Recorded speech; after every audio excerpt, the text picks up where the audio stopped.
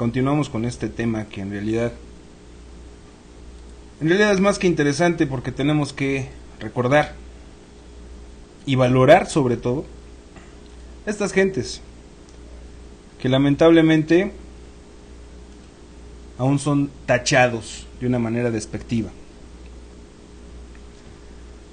A principios del siglo XX, los indígenas mexicanos eran más de la mitad de la población. Su participación en la Revolución Mexicana, donde pedían tierras y mejores condiciones de vida, se vio satisfecha de una manera parcial. Porque se dio la reforma agraria, hubo la creación de ejidos, pero a final de cuentas ellos siguieron marginados y pobres.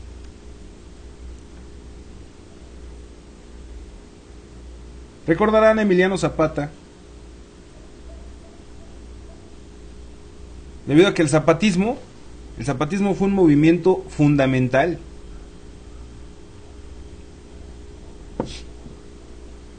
Un movimiento que influye fuertemente entre los indígenas de zonas rurales.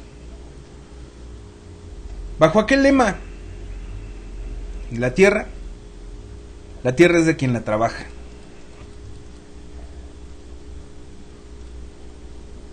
En tiempo de guerra, en la independencia de 1810, que fue encabezada por Miguel Hidalgo, los indígenas fueron quienes más sangre derramaron por la independencia y por la libertad de nuestra patria. Pero después de esa guerra y de esa libertad, los indígenas seguimos ocupando el mismo lugar de esclavos, de pobres, de humillados, olvidados.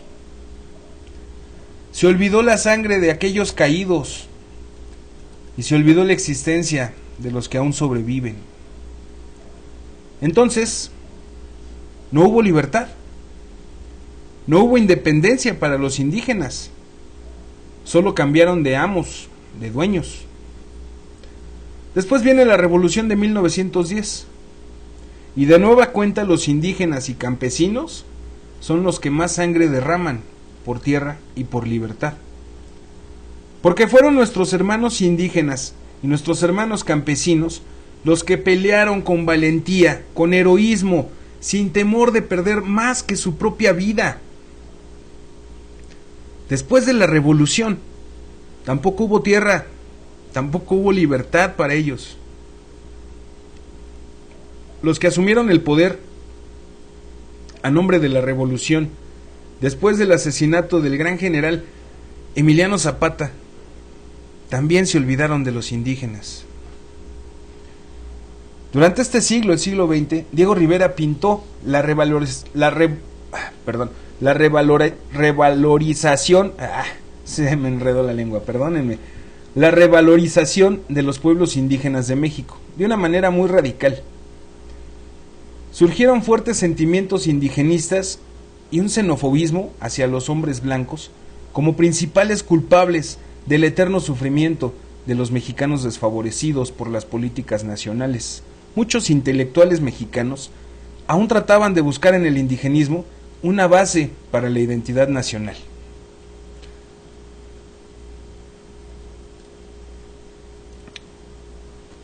Entre 1995 y 1996, San Andrés Larráinzar, para los zapatistas era conocido como Sacamchen, sería el escenario de uno de los ejercicios más democráticos de los cuales se tenga memoria en la historia reciente de México. El gobierno y ellos, el EZLN, iban a constituir entre estires y aflojes, pero dando la cara a la sociedad. Constituirían unas propuestas que después se tendrían que ver convertidas en acuerdos para poder firmar la paz. Para ello, tanto los delegados gubernamentales como los zapatistas se hicieron acompañar de asesores expertos por cada uno de los temas en las mesas. Y ellos peleaban derechos y cultura indígena, la democracia y la justicia, bienestar y desarrollo, la conciliación en Chiapas, y sobre todo, fundamental, importante, los derechos de la mujer en Chiapas. En 1996 llegaría con la respuesta política del EZLN acerca de los resultados de la consulta nacional e internacional por la paz y la democracia. Y llegarían con la firma de los acuerdos de la primera de las 6 mesas. Estos compromisos fueron dados a conocer como los acuerdos de San Andrés, después de la matanza de Actial. La pérdida de la lengua es aceptada por muchos de los padres para evitar que sus hijos sean rechazados, principalmente los niños. Los jóvenes han aprendido su habla materna para incorporarse rápidamente a esos estereotipos de vida que surgen por la imitación de programas televisivos. Qué desgracia que estemos en este punto. Ya en el siglo XXI, los indígenas mexicanos son un grupo importante de la migración hacia los Estados Unidos y hacia Canadá. Son de características muy distintas con respecto a sus paisanos mestizos y blancos. Aunque los estadounidenses les llaman latinos, los indígenas rechazan que se les ponga una etiqueta con la que no tienen ningún vínculo racial. Ellos argumentan que están emparentados más bien con los propios indígenas estadounidenses y no con los mestizos latinoamericanos, que son descendientes de países mediterráneos. Y eso es muy cierto, porque en Estados Unidos también existen tribus indígenas. Y allá son un tanto más conocidos los apaches, vaya, que es muy poca la similitud, pero a final de cuentas son razas indígenas. Ellos son participantes de sus fiestas y sus tradiciones en sus pueblos natales. No solo mandan las remesas para la construcción de sus viviendas, también financian las actividades comunitarias como el tequio o las fiestas religiosas.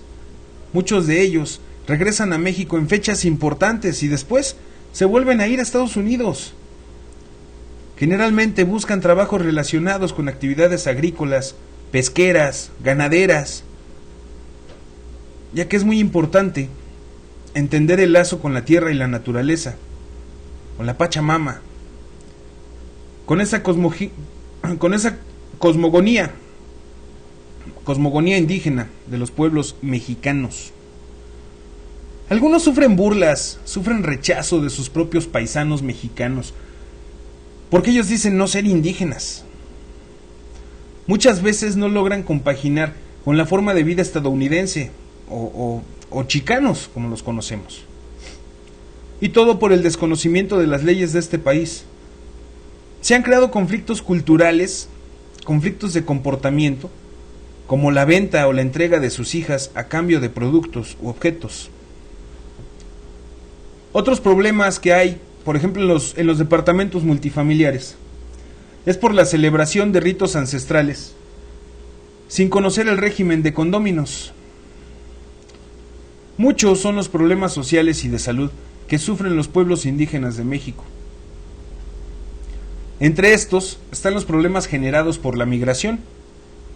Se ha propagado el VIH, el SIDA, principalmente entre las mujeres, la desintegración familiar, el alcoholismo, y también ya se da la obesidad mórbida, que es ocasionada por los malos hábitos alimenticios. Y es el mismo problema que comparten con otros grupos indígenas, tanto de Estados Unidos como de Canadá. En la lucha por el cuidado de la naturaleza, está presente la voz de los pueblos originarios de México. En la defensa del medio ambiente está la denuncia de la tala clandestina de los bosques y el aprovechamiento irracional de estos. El cuidado del agua, donde se vio la movilización de las mujeres Mazahua en defensa de los derechos y en contra de adversidades surgidas por el proyecto Cutzamala. A pesar de que muchas instituciones protegen los derechos humanos de los pueblos indígenas, aún persiste una educación racial en el México del siglo XXI.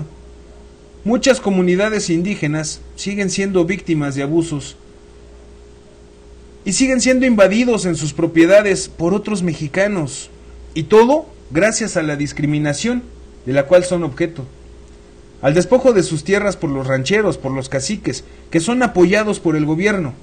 Principalmente allá en Baja California, los quilihuas han hecho un pacto de muerte dentro de su comunidad.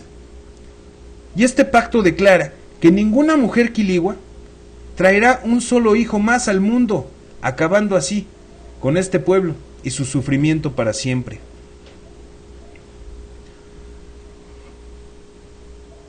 Vaya, pues todo esto es según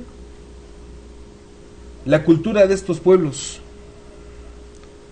Todo esto se da según las ideologías que ellos traen, la idiosincrasia indígena.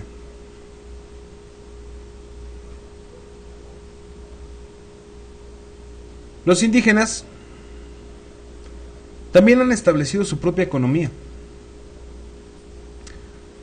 Muchos grupos indígenas mexicanos han prosperado económicamente por estar relacionados en la industria maderera, en la industria textil, en la construcción y en la misma industria turística, así como el comercio a gran escala y la exportación. Esto no ha dejado de ser discriminada en este país aquella persona que habla una lengua indígena, a pesar de que se dediquen a cualquiera de estas actividades. El Mesquital Valley, como le llaman sarcásticamente sus habitantes, o mejor conocido como el Valle del Mezquital, es una región geográfica del estado de Hidalgo con un alto índice de migración hacia los Estados Unidos. Las comunidades otomíes comenzaron a prosperar gracias a la remesa de sus migrantes. Un elevado desarrollo de la construcción se está llevando a cabo en estas comunidades. Se construyen grandes residencias en medio de un paisaje árido, hechas con planos traídos de los propios dueños que trabajaron en la construcción en el vecino país del norte.